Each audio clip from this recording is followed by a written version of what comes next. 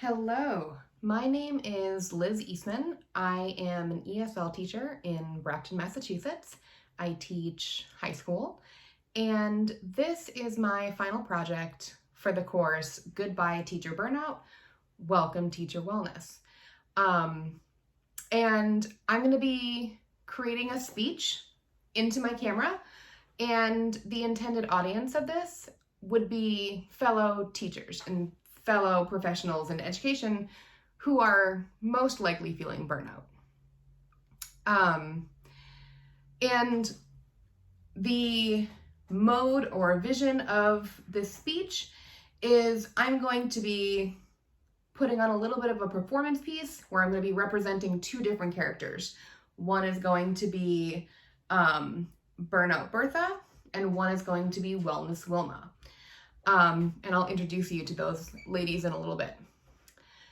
Before we talk about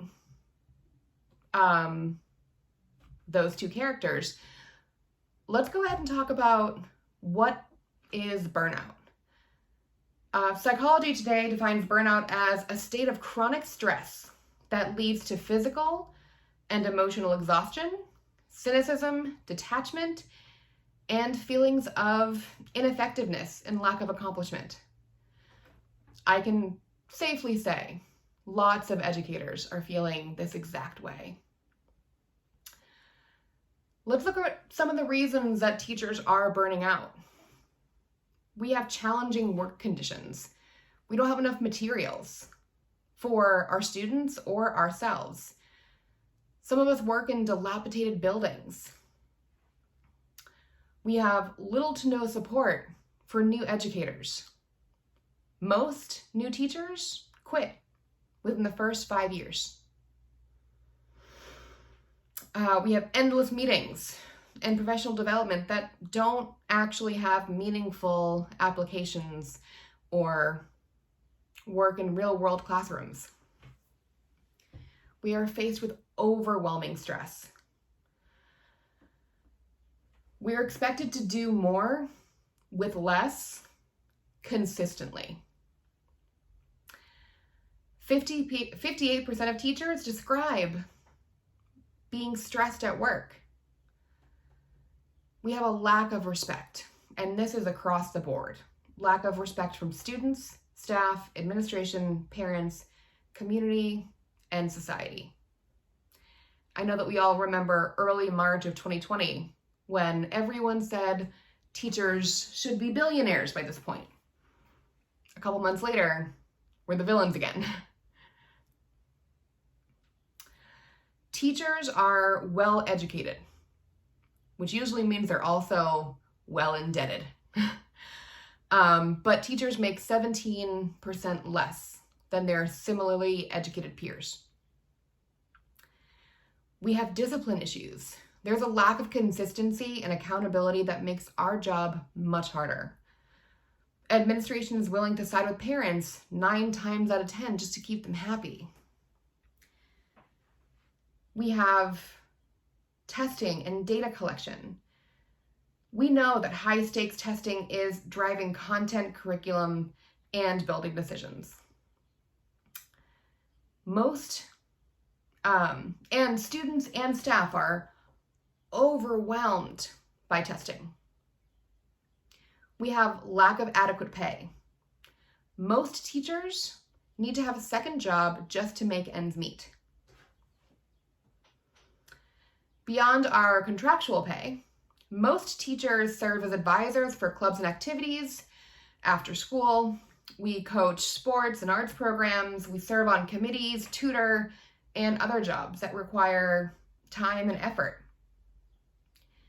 Now, these are all really big problems. Teacher burnout is a big problem.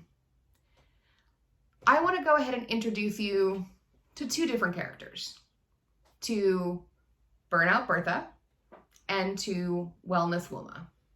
So Burnout Bertha is going to be represented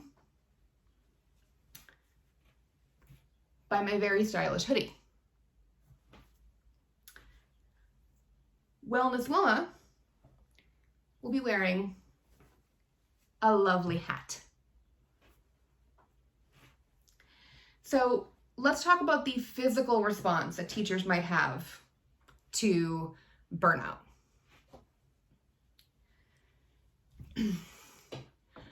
I am exhausted all the time.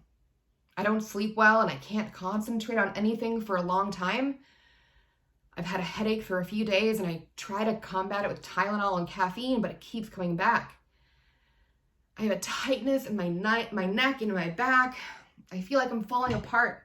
I don't have time or energy to cook, so I rely on takeout and easy processed foods. I always feel gross after eating. I haven't had a home-cooked meal in weeks. Eating out is so expensive, and I'm literally just hemorrhaging money on terrible food.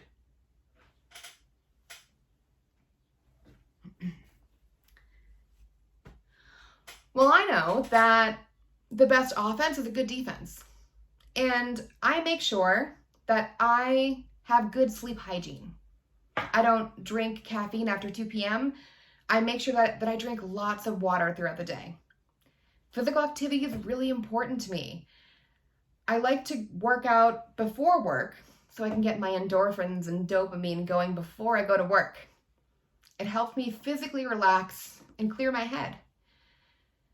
I make a weekly plan to meal prep so that I can bring healthy meals and snacks to work.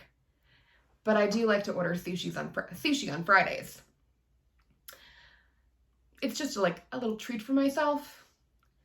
I save enough money by cooking at home that a weekly treat of spicy tuna and edamame fits into my budget. Let's look at some of the social responses to teacher burnout.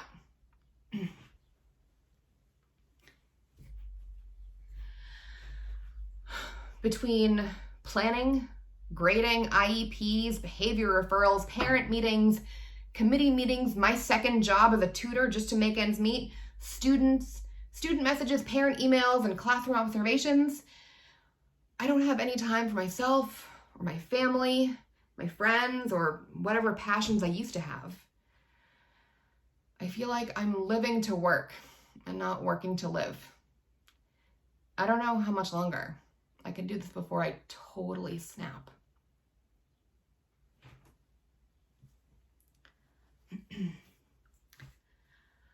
I know that I work hard at my job, but I have found that setting clear and reasonable boundaries has helped me not only to be a great teacher, but a well-rounded human being. I don't take work home anymore. If it can't get done within my contract time, it can wait until tomorrow. I know that I need to do a little more planning, especially during high stress times like evaluations and report cards. But I know that I have my evenings and my weekends free to live my life. We all know that the environment that teachers live in is really important, and it can also affect our burnout.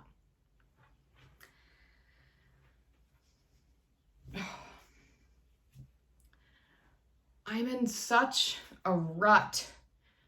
I arrive at work in a bad mood, and then my only interaction I have with my colleagues is to complain. I neglect my basic human needs at home, like laundry and cleaning, because I'm so tired that I pass out when I get home. I feel like a zombie. My home isn't just, it's not welcoming anymore. It feels like a chore I have to do.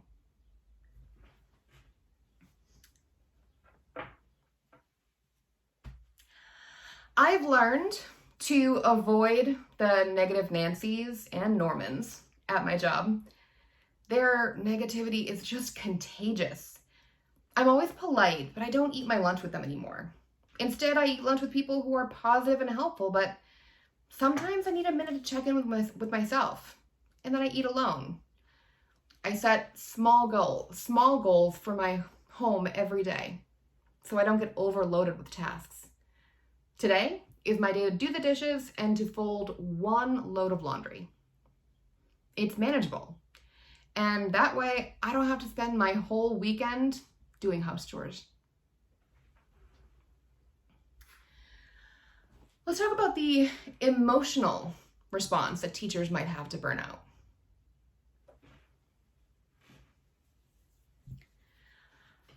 I am an absolute wreck.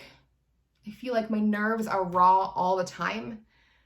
My doctor put me on anti-anxiety medication because I can't function.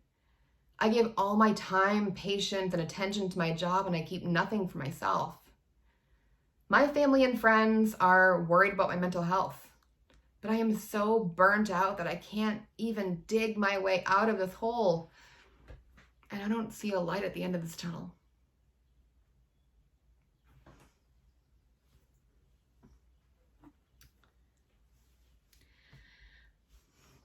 I know I have anxiety, but I'm working with my doctor to alleviate it with medicine, although I know that a chemical solution alone can't solve my problems. I practice mindfulness every day. I meditate. I find gratitude every day. I go to yoga classes. I take space for myself when I need it. I plan activities that I love for my free time. Take a walk to a nearby beach or write in my journal.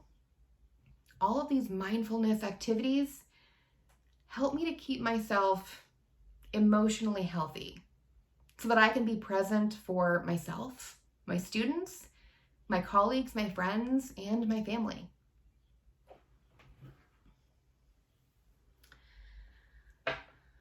Let's talk about the takeaway about teacher burnout.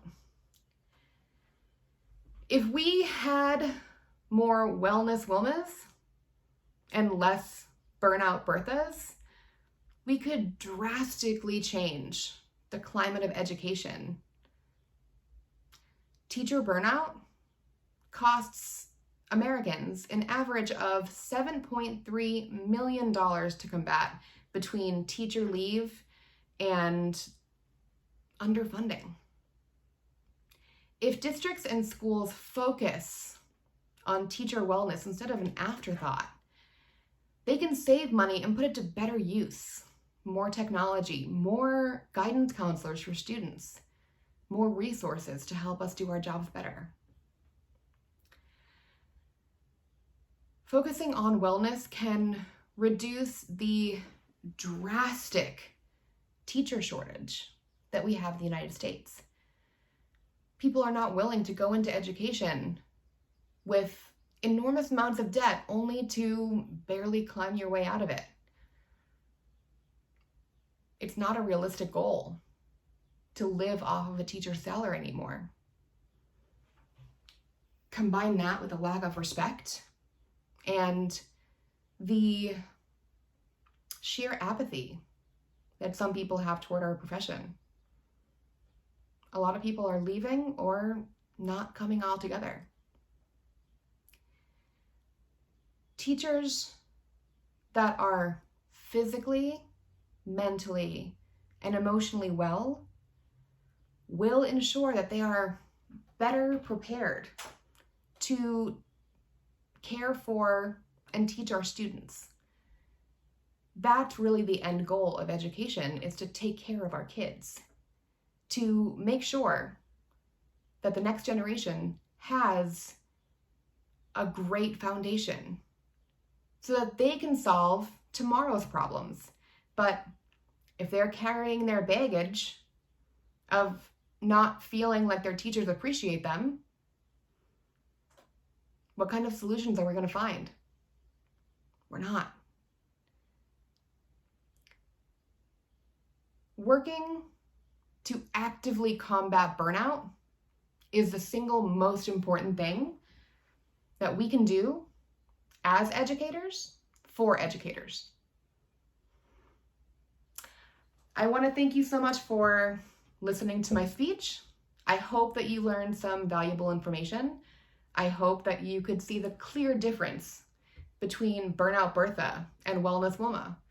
And I hope that I meet Wellness Wilma a little bit more than I meet Burnout Bertha. Thank you very, very much.